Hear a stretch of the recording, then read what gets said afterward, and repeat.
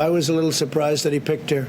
I've been watching her for a long time, and I was a little surprised. She was extraordinarily nasty to Kavanaugh, Judge Kavanaugh then, now Justice Kavanaugh. She was nasty to a level that was just a horrible thing, the way she treated. She did very poorly in the primaries, and now she's chosen. So let's see how that all works out. President Trump reacting to Joe Biden picking Kamala Harris as his running mate, warning she favors raising taxes, cutting the budget for our military. And of course, the list goes on. The president also saying that the California senator was his top pick for the Joe Biden ticket. Joining us now from the White House, counselor to the president, Kellyanne Conway. Kellyanne, good morning. Thanks for being here. Good morning. So why was Kamala Harris President Trump's top pick for Joe Biden? Well, she's a safe and unsurprising pick in my view, but let me just take a moment, Sandra. I think we can do two things as a nation. We can stop and applaud when history is made in our fragile young democracy, and then we can also call into question why perhaps somebody should not be the vice president or the president of the United States. It is 4 years ago today that President Trump asked me in a private conversation to be his campaign manager. We had a lengthy conversation that day about running against a woman, the woman who was running for president at the time.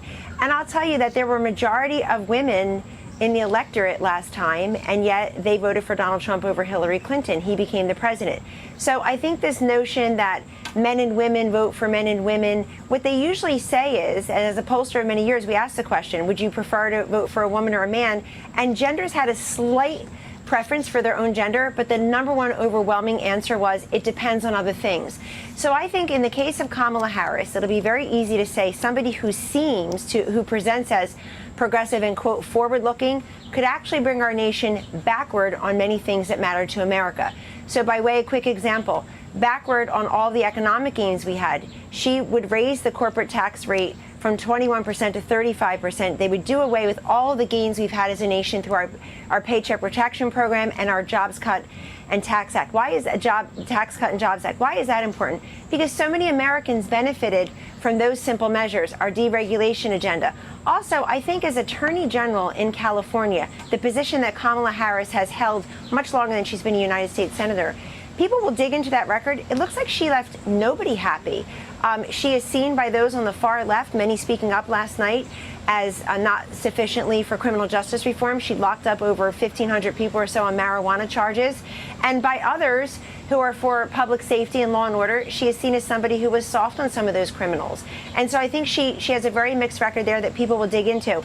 I would note also that in 5.5 years ago, there was a Washington Post article and other places, the 13 words you can't write about Hillary Clinton anymore. And there are some of the words we're hearing today that are sexist. Folks, cut it out. This is a tough job to be vice president of the United States. I work in this building. I've been here every day working with the president and the vice president. If you can't say women are aggressive, polarizing, calculating, insincere, ambitious, all the things that are said about women close to this president and vice president, frankly, these are tough jobs. And we should look at that. We should look at the qualifications for the job. This is a woman who's for abortion in the 9th month. She's against the Second Amendment. She's against parts of the First Amendment, frankly. She will raise your taxes. She will put our regulations back. She's been terrible in criminal justice. And may I just say, Sandra, as a last point, the Democrats rejected her. She pulled out of the race before a single vote was cast because it was Democratic voters in the primaries and caucuses who had rejected her, giving rise to Biden, Warren, Sanders, Mayor Pete Buttigieg, and Mike Bloomberg. Okay, so that's a lot to take in. Let me first go to you mentioned Hillary Clinton. She says she's thrilled to welcome her on this historic Democratic ticket. She's proven herself incredible public servant and leader. She says she knows she'll be a strong leader for Joe Biden. So does this ticket strengthen Joe Biden's run against President Trump or weaken it? It's probably a jump ball ultimately, and I'll tell you why. There'll be a bump and a jump because he chose his vice president in this case. But ultimately, she doesn't provide, for example, what Mike Pence provided Donald Trump, and I was part of those conversations. So there was a lot of geographic value in having the governor of Indiana to bust through Hillary Clinton's blue wall, which I said was very real. Other people in the campaign didn't think that. Her blue wall was very real. So to bust through that, you have to go to the upper Midwest and tackle those states, Sandra, that Obama Biden had carried twice, where Hillary Clinton had not busted through 50% of the vote, but where those states had elected a Republican statewide for senator and or governor during the Obama-Biden years. So that was Wisconsin, Michigan, Indiana, obviously Ohio, Pennsylvania, Iowa, and then looking at some of the other states like North Carolina, Nevada, Colorado, Florida, most of which we won, some of which we didn't. So she doesn't offer geographic heft here at all. Also, I think that you look for somebody who's got different experience than you politically and governance-wise. So you have a former senator of decades picking another senator. In the case of President Trump, candidate Trump, he said, look, folks, I've never worked in Washington. I've hardly spent a night there. So he chose someone in Pence who had been in Washington but never became Washington. He's somebody who voted against both Bush and Obama policies, showing himself to be quite an independent voice. So I think it helps on the historic part, which I also been saying, as somebody who's not going to vote for the ticket. Hold on, I've got to move on. There are other topics I want to get to, because stimulus. Mitch McConnell saying on Fox News yesterday, American people are sick of the stalemate. What's happening? What update can you give us on that this morning? Help for the American people. Sure. Well, the president wants them to be at the negotiating table. He said he will sign into law a CARES 4 package if it makes sense. But the Democrats abandoned the negotiations. I think this president, in taking executive action over the weekend, Sandra, was helping America look at their bills for August, September, and October, whereas Pelosi, Schumer, Harris, and Biden are just looking at November 3rd, Election Day. We've got to put politics aside and get relief to Americans. But what the president did just this weekend on his own, in the absence of congressional leadership and action, he is helping people to not get evicted. He's helping people to meet their student loan payments by foregoing those for the rest of the year. Also, the additional $400 per month will help people with additional expenses like food and medicines and for their children.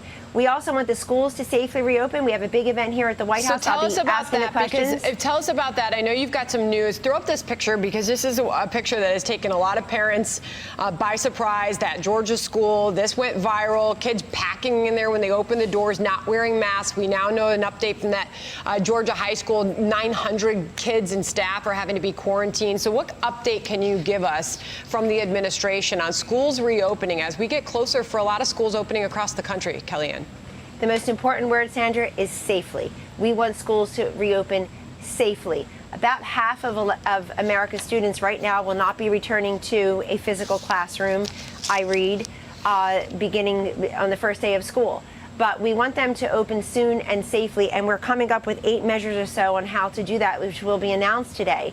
We also are helping, we're here to give resource and guidance. I was just briefed by an official at HHS who tells me that the billions of dollars that we've already provided for testing in the states and these schools has barely been tapped. So if that is important to your district, get that money. It's already been allocated. But we also want to make sure that the students understand and the teachers understand and the workers understand and the parents what we've also said to all of Americans about socially distancing and hygiene and wearing masks where you can't socially distance.